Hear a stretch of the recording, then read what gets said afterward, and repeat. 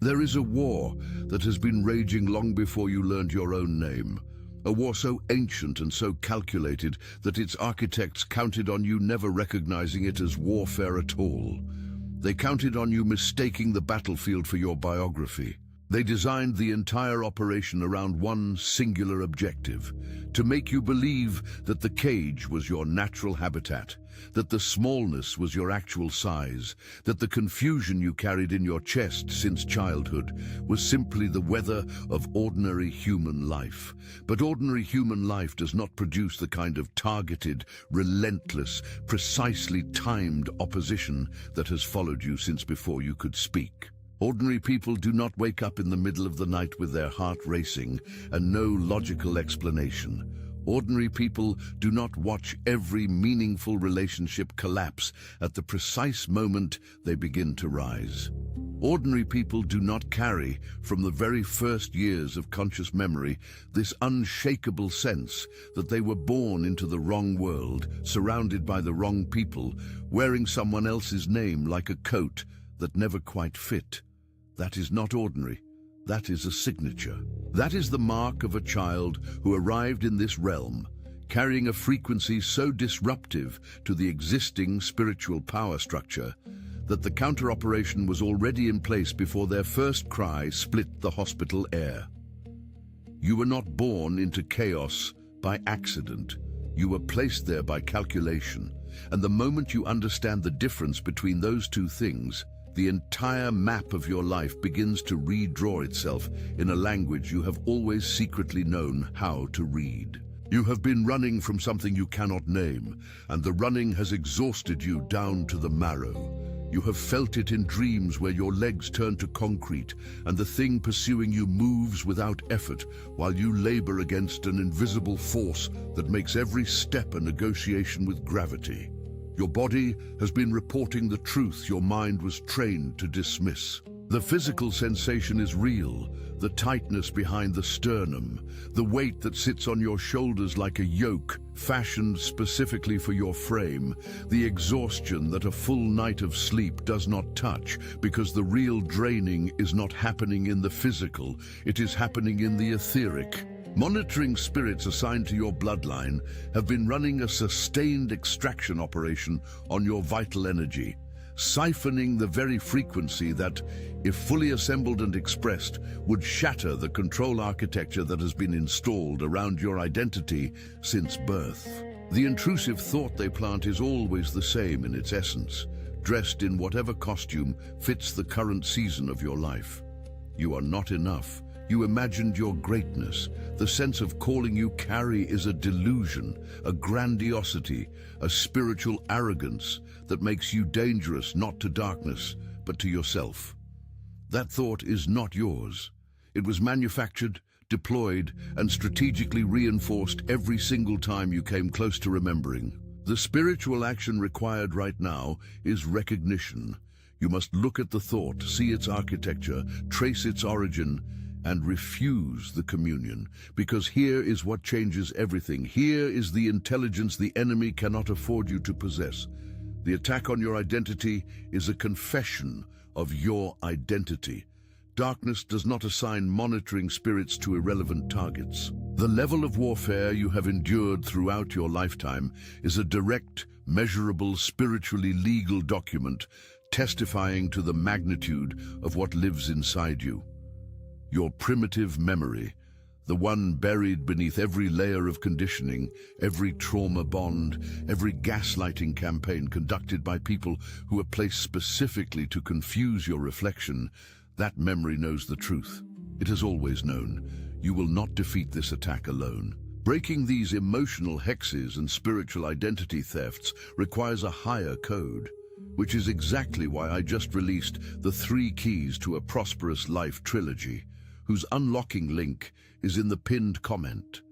Access it before the fog blinds you again, before the next manufactured crisis pulls you back into the survival frequency and steals another season of your coronation. Now we must speak about the ones who smiled while watching you diminish. You know the face. You have seen it across dinner tables and in workplace hallways and in the carefully constructed expressions of people who called themselves your closest circle. There is a particular smile that does not reach the eyes, a smile that is constructed entirely in the lower half of the face while the eyes perform a calculation, measuring your light against their own diminishment, assessing the threat level of your recent growth, cataloging what they need to extract or suppress to maintain the gravitational field they have built around your energy. This is not paranoia. This is pattern recognition, and your nervous system has been trying to deliver this intelligence to your conscious mind for years, while your trauma-trained tendency toward charitable interpretation kept overriding the signal.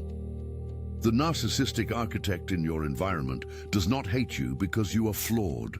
They have constructed an entire internal mythology to justify their targeting of you. But beneath every layer of that mythology is a truth they cannot speak aloud. They hate you because you are anointed, and they can feel it. They can feel the frequency.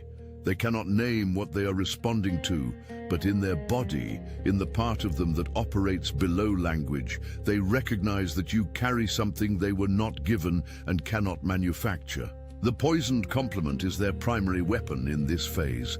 It arrives wrapped in the language of affirmation, but laced with a subtle toxin designed to reroute your confidence into self-doubt. You are so talented it is almost intimidating, they say, and the word almost does its underground work, filing down the sharp edge of your knowing into something manageable, something that doubts itself just enough to stay beneath their ceiling. The physical sensation of receiving one of these compliments is distinctive if you have learned to listen. A momentary warmth followed by a slow, crawling unease, a sense that you have just eaten something that looked like nourishment but is behaving like poison in the system. That sensation is your spirit conducting a chemical analysis of the energetic transfer. The intrusive thought that follows is seeded. Maybe I am too much. Maybe my confidence reads as arrogance. Maybe I should dial back the visibility. The spiritual action required is to bless and release, to recognize the delivery mechanism without consuming the payload, to understand that in the spiritual tribunal, every poisoned word spoken against an anointed one carries a legal weight that returns to its sender, compounded with divine interest. And the primitive memory that surfaces in these moments, if you let it breathe, is the memory of a time when your confidence needed no apology, when your light operated without dimmer switches, when you had not yet learned to perform smallness for the comfort of those who could not stand your natural magnitude. There is a particular violation that operates on a frequency deeper than theft, a crime against the soul that your culture does not have adequate language for, which is precisely why it has been able to operate so brazenly in plain sight for so long. When someone cannot stand who you are, they have two options. They can remove themselves from your orbit, or they can attempt to occupy you. Not your body, not your resources, you. The architecture of your being, the specific combination of gifts and instincts and perspectives and presence that makes you irreducibly yourself. That is what they set their hunger on. The blatant copy is not flattery. It is a hostile spiritual act. Watch the pattern. First, they study you, disguised as admiration, cataloging your expressions, your vocabulary, your aesthetic instincts, your spiritual language, your way of moving through difficulty with a grace that confounds them. Then the appropriation begins, subtle enough at first to be dismissed as coincidence or natural influence, but escalating into something that begins to feel like an identity invasion. They do not want what you have. They want to be who you are. And the reason this is spiritually significant rather than merely socially uncomfortable is this. In the frequency domain, identity is territory. When someone attempts to wear your spiritual signature while simultaneously working to diminish the original, they are engaged in a form of energetic encroachment. that has real consequences in the invisible courtroom where your divine inheritance is being legally maintained. Your physical sensation in these encounters is a feeling of being watched from the inside, a violation that defies explanation in ordinary psychological terms. The intrusive thought is one of confusion. Am I imagining this? Is this vanity? But the spiritual action required is boundary establishment in the invisible domain. You must declare the perimeter of your frequency. Assert in the spiritual courtroom that your bloodline signature is sealed and untransferable, that what is yours in the divine cannot be duplicated in the counterfeit, regardless of how sophisticated the mimicry becomes. The primitive memory here is of a time when you knew, with the clean certainty of a child who has not yet been taught to doubt their own perception, that you were original, that your design was singular, that there was no copy of you anywhere in the world, and that this was not arrogance but sacred fact. Dawn is when the veil between realms grows thin, and the enemy has always known this. This is not superstition. This is quantum mechanics dressed in ancient clothing. The precise hours between 2 and 4 in the morning are documented across every serious spiritual tradition on the planet as the hours of heightened spiritual traffic. And your body has been reporting its experience of this traffic every time you have snapped awake at 3:33 with no alarm, no external sound, only the overwhelming sense that something is present in the room with you and the weight on your chest that makes breathing a conscious act rather than an automatic one. Sleep paralysis is not a neurological quirk for the chosen ones who experience it in its full spiritual dimension. It is evidence of contact from the shadow domain. The entity architecture that monitors your frequency has access to the gateway hours, and in those hours, they conduct operations designed to disrupt the integration of spiritual downloads that arrive during deep sleep. Your divine lineage communicates upgrades to your frequency, while your conscious mind is in the dormant state, and the interruption of that integration process is a strategic priority for the opposition. The physical sensation is known to you intimately. The impossibility of movement, the atmospheric pressure on the sternum, the awareness that you are fully conscious but cannot translate that consciousness into bodily motion, and beneath the fear, if you have learned to sit within the experience rather than thrash against it, a strange clarity, as though in the paralysis itself something is being revealed about the nature of your actual power. The intrusive thought is one of helplessness. I am trapped, I am vulnerable, I have no defense. But the spiritual action required in this moment, and this is the key that opens the paralysis, is authority declaration.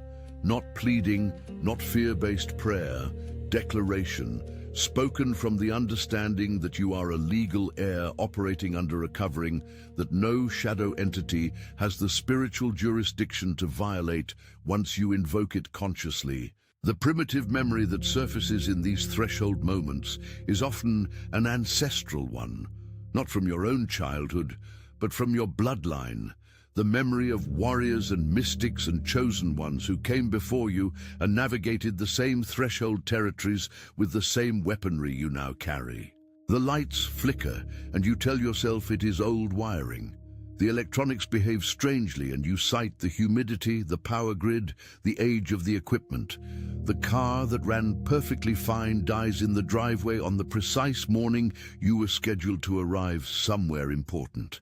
The technology that supports your creative work develops inexplicable faults at the exact moment you are building momentum towards something that would expand your reach and your frequency in the world. You have accumulated enough of these incidents to know, at a level beneath your rationalist training, that the pattern is too precise to be random, that the timing is too mathematically exact to be mechanical coincidence.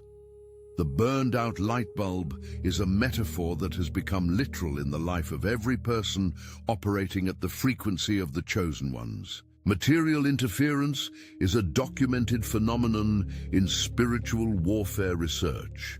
the deliberate disruption of physical and technological environments as a method of creating the friction that erodes momentum and manufactures the sense of being perpetually blocked from forward movement. The physical sensation is one of cumulative deflation, each small technical failure draining a little more of the energy reserve you have been carefully building, the opposition understanding that they do not need to deliver a single catastrophic blow when they can win the attrition war by engineering 1,000 small frustrations that each cost you 10 minutes, 20 minutes, an hour of the forward motion that represents your ascension timeline.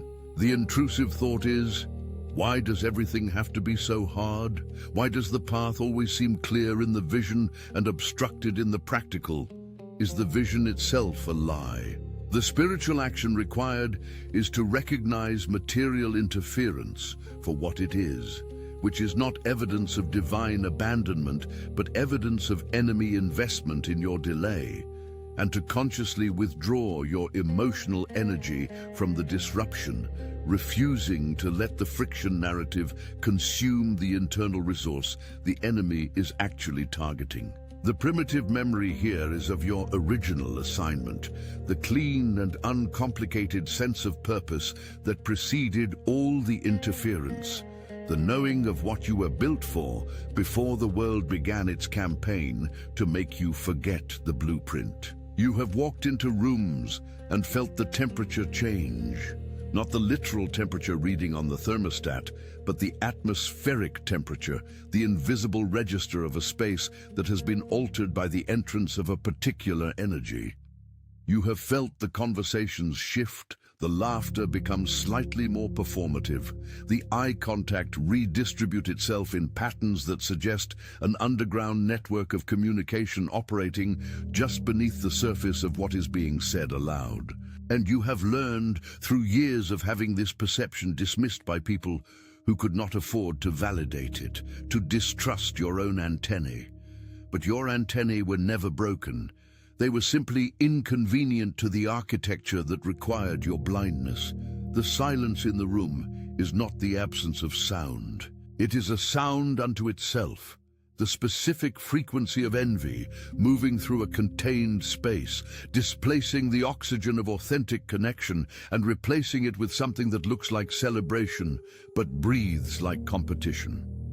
The physical sensation is a subtle but unmistakable constriction, as though the room itself has reduced slightly in its dimensions, as though the available air has been subtly rationed. The intrusive thought is the familiar one. I am imagining this, I'm being paranoid, I'm projecting my own insecurities onto people who genuinely love me. But the spiritual tribunal recognizes what the social mind has been trained to deny. Envy is a principality, not merely a human emotion. When it enters a space, it carries a specific vibrational signature that disrupts the existing frequency field in measurable ways. Sensitive beings, particularly those operating with the frequency clarity of the chosen ones, perceive this disruption directly. The spiritual action required is not to confront the human vessel carrying the envy, but to operate a silent frequency maintenance, to consciously hold your own resonance steady in the face of the atmospheric interference, to understand that you do not have to match the frequency of any room you walk into, that you have the authority to set the frequency of whatever space you inhabit once you understand that your light is not a social commodity to be managed, but a spiritual constant to be maintained. The primitive memory that rises here is of belonging, of spaces where your presence was not a disruption but a completion, of rooms that became more themselves when you entered rather than less. Betrayal at the level you have experienced it is not a simple human failing. It is a spiritual event. The person who occupied the inner circle of your trust, who knew the geography of your wounds and the architecture of your dreams, who broke bread at the table of your most private self and then used that intimacy as intelligence for the opposition. This is not merely a friend who made a mistake or a partner who grew in a different direction. This is the fulfillment of an ancient pattern that runs through the biography of every single chosen one who has ever been documented in the sacred histories of every culture on earth. The Judas sleeping in the same tent is not a Christian metaphor. It is a spiritual law. The closer someone is to a person of genuine divine appointment, the greater the spiritual leverage their proximity provides to entities invested in disrupting that appointment. Some of these betrayers are conscious agents. Most are not.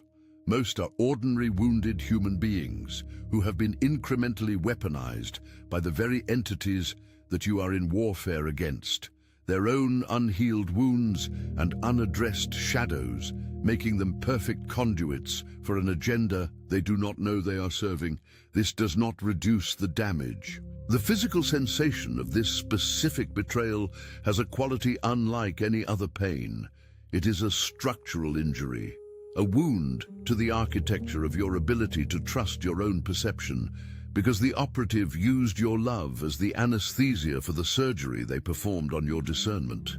The intrusive thought that follows is, I am the problem, I choose wrong, my judgment cannot be trusted, perhaps I should never open the inner circle again. The spiritual action required is the most difficult and the most powerful, to grieve the human loss fully and completely while simultaneously refusing to allow the grief to become a permanent strategy, to understand that your capacity for deep trust is not a weakness that was exploited, but a divine quality that was attacked precisely because in the anointed ones, the ability to form genuine covenant bonds is the foundation of community that will eventually dismantle every control system built on isolation and manufactured distrust. The primitive memory is of a covenant so ancient and so clean that no betrayal in this realm can ultimately corrupt it. The memory of a commitment made before this lifetime that no Judas in the earthly timeline has the power to void. The dog began barking before you could feel the energy shift yourself.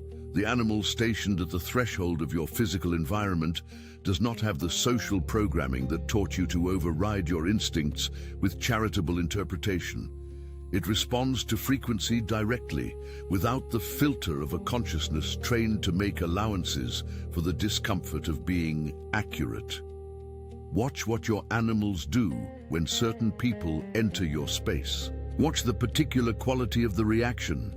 Not the general alertness to a stranger, but the specific targeting of an individual who has been present before, who moves through the social script of friendship with apparent fluency, whose human face wears the performance of affection, but whose frequency the animal in your home is reading without the mediation of language and social obligation.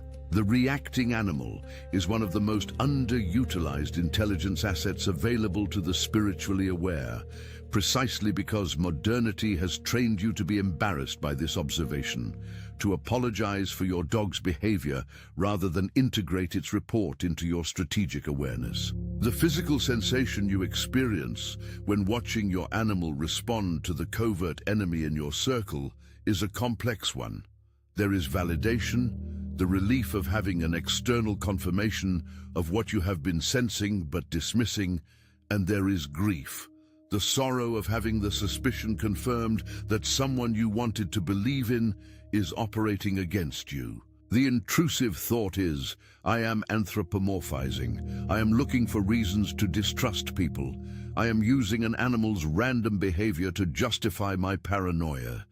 The spiritual action required is to bring the animal's intelligence into the council of your discernment, to understand that your home is a frequency domain that you have the authority and the responsibility to curate, and that the guardian stationed at your threshold is one of the most honest members of your intelligence network.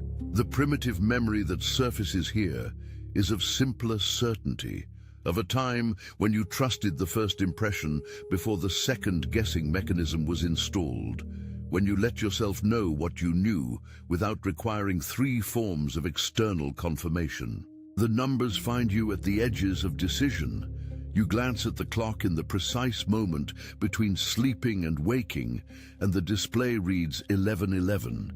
You look up from the document that is about to change the direction of your life, and the timestamp is 3:33. You are in the middle of the darkest conversation you have had with yourself in months, the moment when the enemy's campaign of attrition has you genuinely questioning whether the throne is real or the orphan is the truth. And the license plate on the car that passes you in that exact moment carries a sequence that has been following you for years. These are not coincidences arranged by a random universe. The mathematical precision of numerical synchronicity in the lives of chosen ones is a documented form of divine communication, a frequency confirmation system built into the architecture of physical reality for the specific purpose of maintaining navigational contact with souls who are operating in the most hostile sections of the spiritual battlefield. The physical sensation of receiving a synchronistic number at the precise moment of maximum doubt is distinct. It is a sudden stillness, a momentary interruption of the internal noise that has been overwhelming your reception, a split second of signal clarity in the middle of the static. The intrusive thought is, I am pattern seeking. I am manufacturing meaning out of random data. This is the cognitive bias of the desperate. But the spiritual action required is to understand that the universe is not a passive system generating random outputs. It is an intelligent field that communicates through the language of pattern to those who have developed the frequency sensitivity to receive the transmission. These numbers are not answers, they are confirmations. They are the divine intelligence saying, you are still on the map, your coordinates are known. The exile has not removed you from the navigation system. The guidance that was promised to your bloodline remains active and operational. The primitive memory that these numbers unlock is the memory of the original agreement, the covenant established before this earthly assignment began, the memory that you volunteered for this, that you knew the territory would be hostile and that you chose to enter it anyway because you understood what was on the other side of the refining fire. As I teach deeply and personally to those who arrive at the 3 keys to a prosperous life trilogy, whose unlocking link is in the pinned comment, this sequence of confirmations arriving at your darkest hours is not a coincidence. It is a precision-guided communication from the intelligence that has never once lost track of you, even in the seasons when you lost track of yourself. The victory arrives without a crowd. You do not get the ceremony. You do not get the moment where everyone who doubted you gathers to acknowledge the distance you have traveled, where the faces that wore the smile that didn't reach the eyes now hold the open expression of genuine recognition.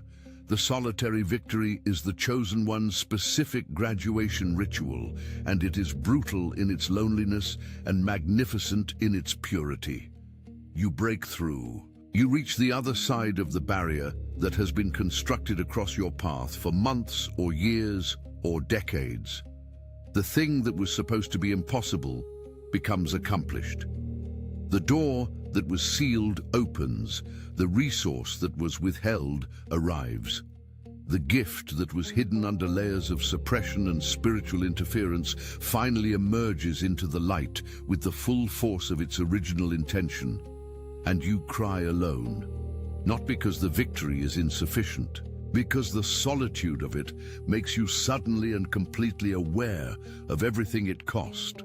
Every relationship that was taken, every season of confusion that was manufactured, every night of the weight on your chest and the flickering lights and the poisoned compliments and the monitoring spirits running their extraction operations on your vital energy.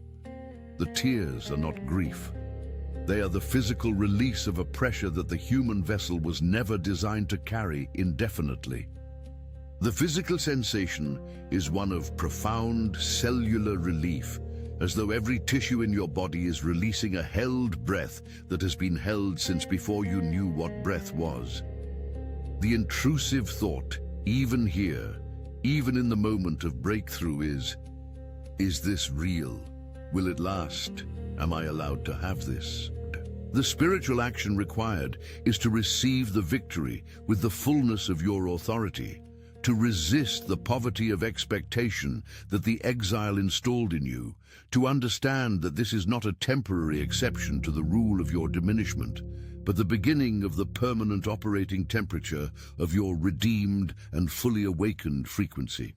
The primitive memory that floods you in this moment is the most sacred one, the memory of who you were before any of this happened, the unedited original, the child of divine appointment who arrived in this realm, knowing their name, knowing their mission, knowing without a single shadow of doubt that they were built for something the world had never seen before. The chains do not announce their breaking. There is no dramatic sound, no visible evidence, no moment where the physical realm stops and makes a formal declaration that the season of captivity has officially ended. The signs are subtle and they are sequential, and unless you have been given the eyes to read them, you can walk through your own liberation while still believing you are in the prison. The first sign is the sudden and inexplicable departure of people who have been fixtures in your environment for years. People who seemed permanently installed in the architecture of your daily life simply begin to withdraw, their excuses thin and their energy already gone before the formal goodbyes arrive. This is not abandonment, this is clearing. The spiritual intelligence that governs the transition seasons of chosen ones knows that the next chapter of your assignment cannot be occupied by the cast of characters who were placed in the previous chapter specifically to maintain the frequency of your limitation. Their departure is the opening of the stage for what is actually coming. The physical sensation is complex. There is grief, because the human heart does not easily release attachment, even to relationships that were costing it everything. And beneath the grief, there is a lightness, a structural ease that arrives in the chest cavity once the invisible yoke of maintaining the performance of those relationships has been removed. The intrusive thought is, I am losing everything. The isolation is increasing. The enemy is stripping away my support system. The spiritual action required is to recognize evacuation from removal, to understand that the divine intelligence that governs your timeline is creating a vacuum that will be filled with alignment rather than opposition. The second sign is the shift in your dream landscape. The pursuits stop, the running stops, the legs that were made of lead become functional again in the dream space, and the territory of your sleeping consciousness begins to expand in ways that feel less like neurological processing and more like actual travel. You begin to dream in color and in clarity and in a narrative coherence that suggests authorship by an intelligence beyond your own subconscious. You begin to receive in the dream state rather than solely being processed. This is the divine curriculum resuming after the interruption. The monitoring spirits that were jamming your sleep frequencies have been legally removed from their posts by the spiritual courtroom decision that was rendered at the moment your chains broke. And in the absence of the interference, the download pipeline reopens at full capacity. The physical sensation upon waking from these new dreams is one of being full rather than depleted, nourished rather than invaded, as though sleep has finally returned to its original function of integration and renewal rather than its weaponized function of vul.